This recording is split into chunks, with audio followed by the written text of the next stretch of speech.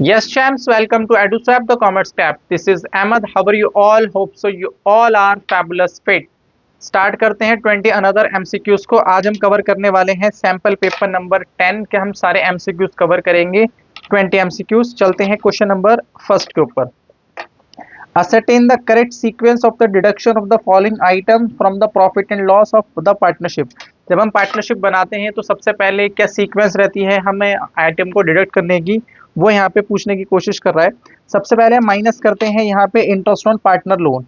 तो यहाँ पे जो सबसे फर्स्ट है वो थर्ड नंबर वाला होना चाहिए। एक ही ऑप्शन में ऑप्शन थर्ड आ रहा है क्योंकि सबसे पहले हम चार्ज अगेंस्ट प्रॉफिट को माइनस करते हैं, फिर हम माइनस करते हैं एप्रोप्रिएशन ऑफ प्रॉफिट को। तो यहाँ पे जो चार्ज अगेंस्ट प्रॉफिट है एक ही आइटम है यहाँ पे चार्ज अगेंस्ट प्रॉफिट का, जो कि है interest on partner loan.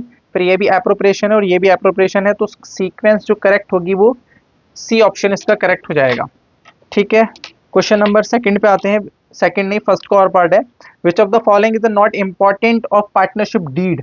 Registration of a partners mandatory. Answer is no. जो पार्टनरशिप का रजिस्ट्रेशन है वो कंपलसरी नहीं होता, वो ऑप्शनल होता है। तो ऑप्शन ए ही यहाँ पे करेक्ट हो जाएगा, बाकी ऑप्शन पढ़ने की जरूरत नहीं है क्योंकि ये ही इनकरेक्ट है इसके अंदर। ठीक है, क्वेश्चन नंबर सेकंड पे चलते हैं। 1 जनवरी 2025 को एक पार्टनर ने एडवांस लोन दिया है 20,000 रुपए का to the firm in the absence of partnership. जनवरी में लोन दिया है 20,000 रुपए का, पार्टनरशिप डीड नहीं है, तो 6% का इंटरेस्ट वहां पे हम प्रोवाइड करते हैं। तो यहाँ पे 6% का इंटरेस्ट आएगा, वो भी 3 महीने के लिए, क्योंकि जनवरी में लोन प्रोवाइड करा है। तो 20,000 का अगर हम 6% की बात करें बाद 3 महीने का, तो यहाँ पे 300 रुपीज इसका करेक्ट ऑप्शन होगा। क्वेश्चन नंबर थर्ड की बात करते हैं। ए और बी पार्टनर है, प्रॉफिट एंड लॉस 4:1 है। सी एक मैनेजर है, रिसीव सैलरी 2,000 रुपए पर मंथ। तो 2,000 रुपए पर मंथ, तो पूरे साल के जो सैलरी आ गई वो आ गई 24,000। In the addition 5% commission, net profit after charging such commission. और यहाँ पे प्रॉफिट है, यहाँ पे प्रॉफिट है 339। तो सबसे पहले हम सैलरी को माइनस कर देंगे 24। 339 में अगर मैं सैलरी 24 को माइनस कर दूं तो ये आ जाएगा 3,15,000। तो 3,15,000 यहाँ पे आफ्टर चार्जिंग सैलरी है, तो यहाँ पे आ जाएगा 105 और ये आ जाएगा 5 डिवाइड बाई 105 मल्टीप्लाई 5, तो ये आ जाएगा 15,000। तो अगर मैं टोटल अमाउंट की बात करूं तो कमीशन 15,000 है और यहाँ पे जो सैलरी है वो है 24 को ऐड कर दूंगा तो टोटल उसको अमाउंट रिसीव हो गया एज एन रेम्यूनरेशन वो 39,000 होगा। तो ए ऑप्शन यहाँ पे करेक्ट हो जाएगा। आगे चलते हैं यहाँ पे question number 4। The firm Sonu and Monu, उन्होंने प्रॉफिट कमाया है 3,25,000 रुपए during the year. They have to decide 10%, वो नेट प्रॉफिट में दे देंगे, एनजीओ में दे देंगे नेट प्रॉफिट का। Working as a senior citizen but will be the journal entries for. तो यहाँ पे जब हम किस चीज की जर्नल एंट्री पास करनी है हमें, what is the journal entries for distribution of profit. Profit की क्या डिस्ट्रीब्यूशन की एंट्री होगी, तो 3,25,000 का अगर मैं 10% माइनस कर दूं तो 32,500 माइनस हो जाएगा। तो यहाँ पे जो करेक्ट प्रॉफिट एंड लॉस बचेगा वो यहाँ पे 10% माइनस होने के बाद 1,46,250 का बचेगा। तो 1,46,250 का यहाँ पे P&L एप्रोप्रिएशन डेबिट हो जाएगा और जो पार्टनर है सोनू और मोनू वो क्या हो जाएंगे, क्रेडिट हो जाएंगे। आगे चलते हैं कि क्वेश्चन नंबर 5 पे। द फर्म P&Q है, उसके पास उनके रेशो ये है, बैलेंस ऑफ जनरल रिजर्व में 80,000 रुपए है। आर ज्वाइन कर रहा है न्यू पार्टनर को, उनकी रेशो ये हो गई। जनरल एंट्री पास करनी है हमें जनरल रिजर्व की, तो 30,000 का जनरल रिजर्व है, यहाँ पे 5 और 3 में बटेगा, तो इसको हम बांटेंगे तो ये सिंपल है 50 और 30 बढ़ जाएगा। तो 50 और 30 जो है P&Q, यस 50 और 30 ये तो सिंपल है क्योंकि ये 5:3 ही बन रही है। आगे चलते हैं।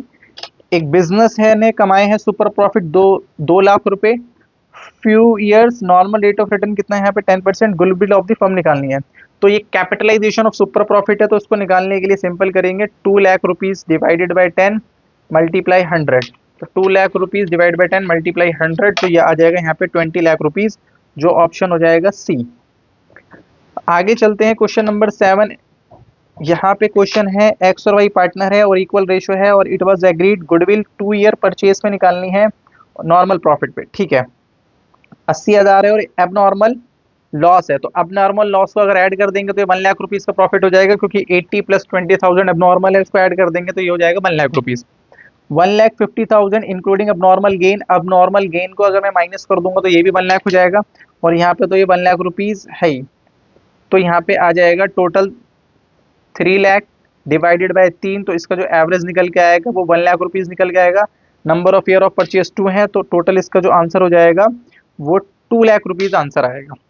ठीक है, आगे चलते हैं। मनोज विड्रॉ कर रहा है equal amount regularly at the end of the month for 6 month, यानी 6 महीने पैसे निकालता है वो at the end of the each month. Interest on drawing हमें दे रखी है 500 रुपये और 5% का इंटरेस्ट है, तो हमें मनोज की टोटल ड्राइंग निकालनी है। तो टोटल ड्राइंग का हमें पता है कि जब हम इंटरेस्ट ऑन ड्राइंग निकालते हैं तो total drawing multiply rate multiply time, ये हमें फुलफिल करना होता है यहाँ पे। तो हमारी जो टोटल ड्राइंग है वो निकल के आ जाती है। टोटल ड्राइंग यहाँ पे दे रखी है 500, टोटल ड्राइंग हमें निकालनी है। इंटरेस्ट ऑन ड्राइंग दे रखी है, यहाँ पे रेट है 5% और हमें टाइम निकालना है। अब टाइम निकालने के लिए हम क्या करते हैं, 6 महीने के लिए विड्रॉ कर रहा है तो 6 महीने तक वो विड्रॉ करेगा। तो फर्स्ट महीने के एंड में अगर वो विड्रॉ करेगा तो फर्स्ट महीने का इंटरेस्ट नहीं लगेगा, यहाँ पे लगेगा 5 मंथ का इंटरेस्ट। ठीक है, फिर लास्ट में निकालेगा तो कोई इंटरेस्ट नहीं लगेगा, तो यह लगेगा 2.5। तो अगर मैं यहाँ पे 2.5 का इंटरेस्ट अगर लगाऊं 2.5 डिवाइडेड बाय 12, तो इसको अगर मैं सॉल्व करूं तो ये आ जाएगा 500 मल्टीप्लाई 100 मल्टीप्लाई 12।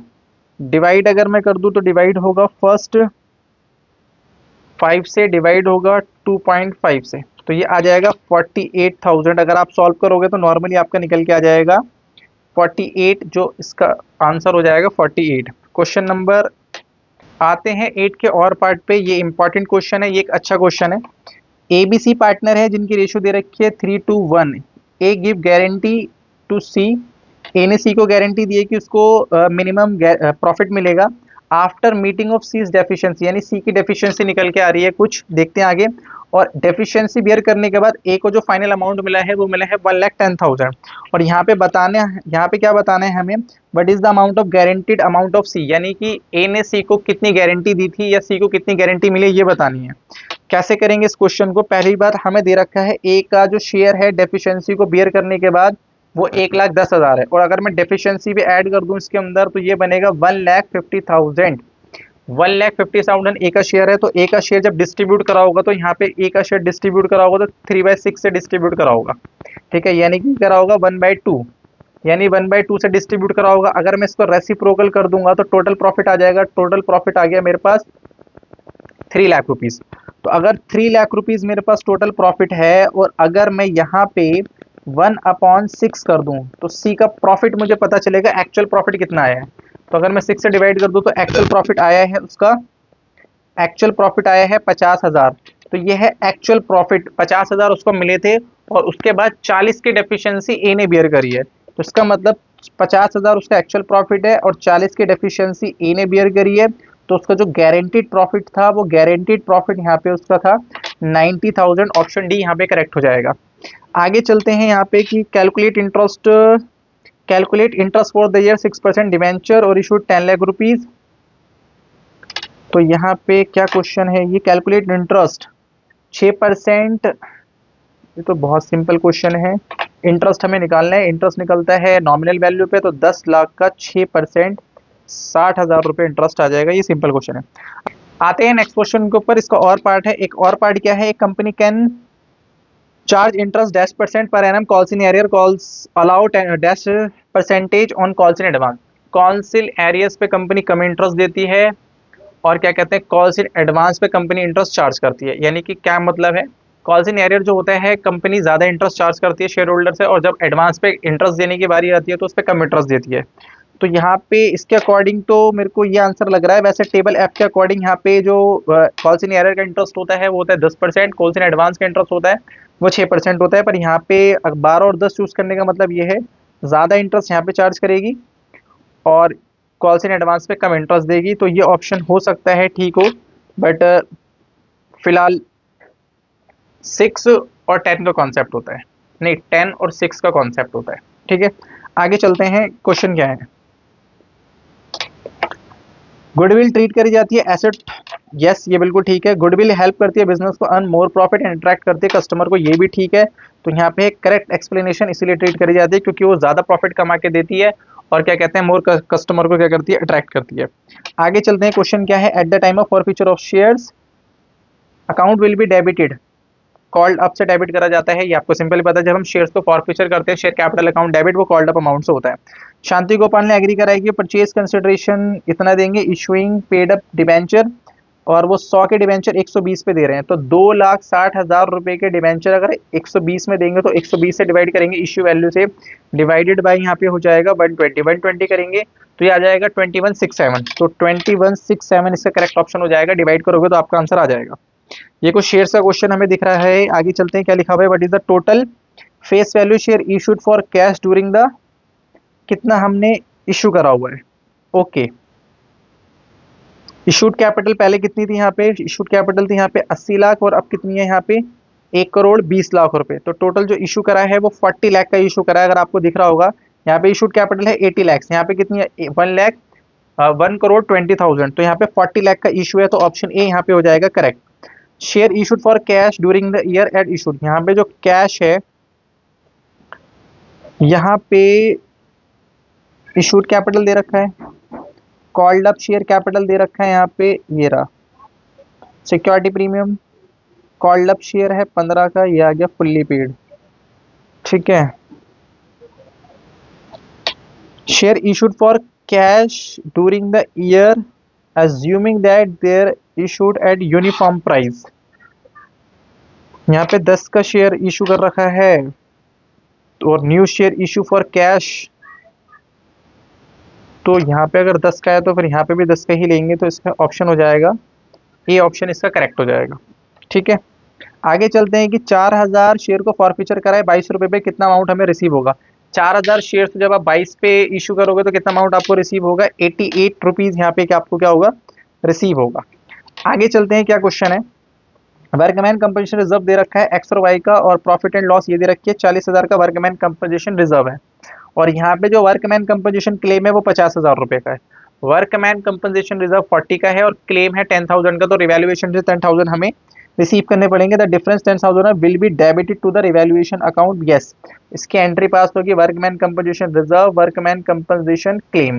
ये मैंने आपको बताया था, ऐसे लिख लिया करो, workman compensation reserve, workman compensation claim, ये आ जाएगा 40 और ये आ जाएगा 50, और रीवैल्यूएशन यहाँ पे आ जाएगा 10,000 से, तो ए ऑप्शन इसका करेक्ट हो जाएगा। आगे चलते हैं, at the time of change in profit sharing ratio accumulated dash dash in the partner capital account, accumulated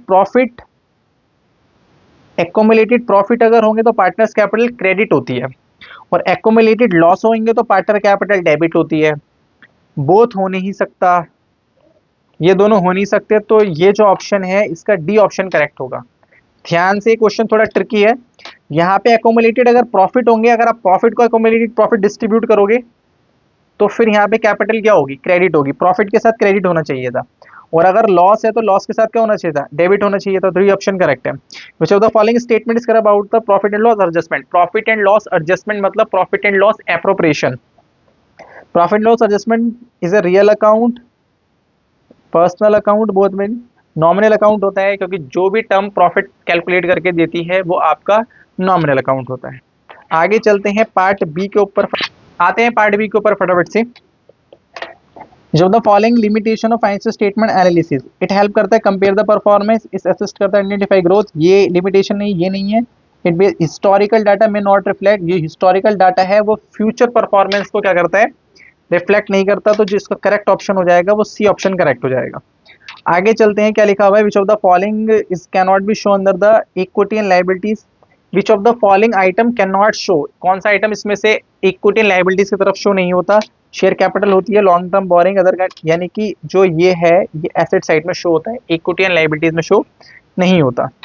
आते हैं क्वेश्चन नंबर 20। क्वेश्चन 28 क्या है, the dash ratio primary measure for the return, return के लिए कौन सी रेशियो निकाली जाती है, रिटर्न के लिए सारी के सारी प्रॉफिटेबिलिटी रेशियो निकाली जाती है, लिक्विडिटी जो है शॉर्ट टर्म पोजीशन के लिए निकाली जाती है, एक्टिविटी परफॉर्मेंस के लिए निकाली जाती है, डेट निकाली जाती है लॉन्ग टर्म पोजीशन के लिए, और रिटर्न यहाँ पे निकाली प्रॉफिटेबिलिटी रेशियो किसके लिए निकाली जाती है, रिटर्न के लिए। रिटर्न ऑन इन्वेस्टमेंट आपने प्रॉफिटेबिलिटी के अंदर ही पढ़ा होगा। आगे चलते हैं, विच of the following ratio is solvency ratio, इसमें से कौन सी सॉल्वेंसी रेशियो है, proprietary, which of the following ratio the part of solvency ratio, solvency ratio के अंदर ये रेशियो आती है, ये रेशियो आती है, ये यानी कि 1/3 4 किसमें है, ऑप्शन सी के अंदर 1/3 4 है। आगे इंपॉर्टेंट है operating activity as main revenue generating activity of the firm, ये बिल्कुल ठीक है। Operating activity those transaction with cash flow effect of net profit और लॉस, ये बिल्कुल ठीक है, ए ऑप्शन इसका करेक्ट हो जाएगा। रिडम्पशन जो है और प्रेफरेंस शेयर्स का है 4 रुपए का, विल शो इन द किस एक्टिविटी में आएगा, तो रिडम्पशन जो है वो फाइनेंसिंग का पार्ट होता है, तो ये फाइनेंसिंग के पार्ट के अंदर आएगा। ठीक हो गई यहाँ तक बात, यहाँ तक हमारे सारे एमसीक्यूज कंप्लीट होते हैं। मिलते हैं नेक्स्ट सैम्पल पेपर के अंदर, ठीक है। Thank you so much for supporting us, thank you.